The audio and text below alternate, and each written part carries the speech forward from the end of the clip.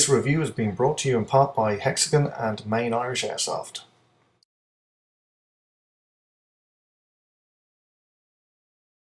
Okay, it's review time again. We're doing another review, and I'm sure you're wondering why I'm wearing World War II clobber. Well, I'm reviewing a World War II item. Derek from MIA rang me and said he had a PPSH 41 in stock made by Hexagon, and he asked me to have a look at it, which I've done. You're going to see that in this review.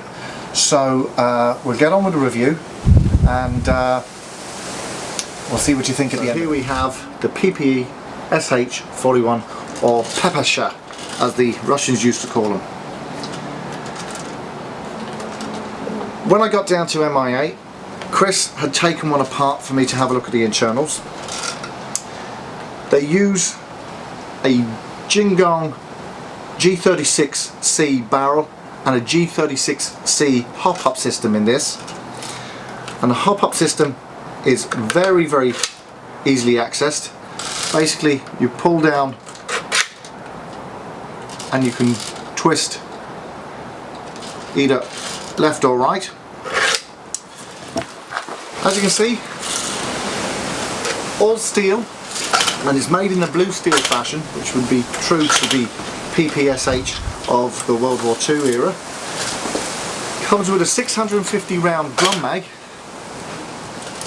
and it has a winder just on the left hand side, so actually while you're holding the gun you can wind and fire at the same time.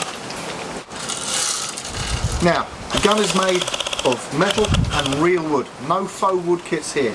This is solid wood, and that adds to it. It's actually stained the right colour as well. You could even stain it a little bit darker if you fancied it, but the staining is very, very good out of the box.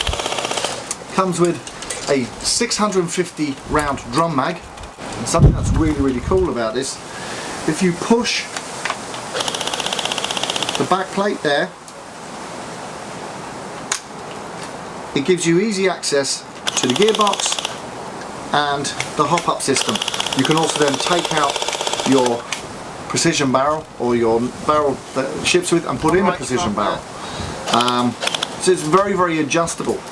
The gearbox is a SEMA V7 M14 gearbox, and it has metal bushings instead of plastic ones. This gun is as solid as they come. They say in the shipping instructions that it can take an 11.1. We tested it fairly extensively yesterday, and I have to say that it ran perfectly. It didn't miss a beat. You could hear as it was running the 11.1 as I was firing the BBs. There was no struggling, there was no missing a beat, so I will concur that it does run on 11.1. We've also had a look at the trigger contacts, one of the biggest points where if there's going to be any wear, immediately it'll show there. We've checked them. In fact, Chris from MIA did the check on that. No problems there. And at 11.1, one thing that you think may happen is that the drum mag will struggle to keep up feeding. Not the case. Drum mag was working perfectly. Another little point. It's not a bugbear. I'm not really mad about it, but the way they change batteries in these guns is the back plate here. Normally on the Thompson and other guns of its ilk, this little catch pulls down and the whole thing springs out, twists, and you can get to your batteries. Not so with this gun. This is for aesthetic reasons only and serves no purpose. There are two short screws that you have to undo and take off physically the whole plate at the back to access your battery. Right, Paddy, that's the PPSH from Hexagon that you've been using for the last game as a test. What did you think of it? Pretty solid piece of kit. Now I like the idea that, you know, good wood kit on it. Full metal, drum mag, 450 to 600 rounds or so. It can be a bit fiddly now if you don't, you know, if you're trying to reload in the field as well, by taking the mag off. I did find the mag a little bit tricky to get back on in a firefight, but having said that, once you get it back on, the hop-up performed brilliantly. The range on it is fairly good. The rate of fire on it is absolutely brilliant. It's G36 cylinder type of hop-up, so it's pretty easily accessible. You can have a look here, you'll see it's basically just a little drum wheel. You can either go left or right, on or off, and that's what gives you access, easy access to that. It looks very World War II retro, so it would suit a World War II loadout. But having said that, carrying it and playing with it in the field, I found it very accurate, great rate of fire and brilliant range on it. So it does come in handy when you're under firefight. You don't have to keep changing mags. A little bit fiddly with the mag, good heavy mag, but when you're trying to get it back on, you've two little clips here. You have to make sure that the track is lined up,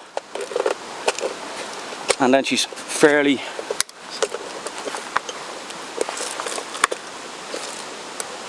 as you can see, she's a little bit tricky. You have to get it bang on first time. It can be a little bit fiddly, but I reckon with a bit of wear and tear on it, that will come about, as well as a bit of practice and a bit of use. But all in all, nice piece of kit. I do like a rugged look of it, very Russian German, and it has that get the fuck out of here, I'm coming in to kick your ass look about it. So, positives about this gun. Absolutely everything. Out of all the World War II weapons I've had the pleasure to play with, this now is my #1 favourite. The Thompson is an iconic gun, so is the SRC's MP40. They're both really, really sweet weapons, but this pips it in every area. The great thing about this gun is during the Second World War, and especially towards the end of the war, soldiers from every army, so that would be the Americans, the British, Germans and all the other allies, were cannibalising their equipment, and basically what they would do is on the battlefield they'd use any weapon they could get hold of and claim as their own. So you can use this gun with any loadout, whatever your loadout, you could get away with using this gun and you would not be wrong to use it. Even for modern loadouts, this gun doesn't look out of place, and it is nice and different from the usual ho-hum M4s and AK-47s that are wielded by absolutely everyone. Negatives. Now I had to think long and hard about a negative, and I have one, but it's only one, and that is this gun was lent to me by Main Irish Airsoft. I have to return it. That's it. That's my biggest negative.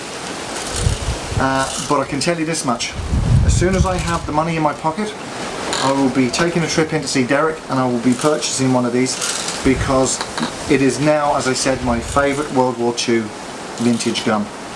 An absolute savage weapon, incredible rate of fire, sits perfectly and matches anything out there in the field that's modern.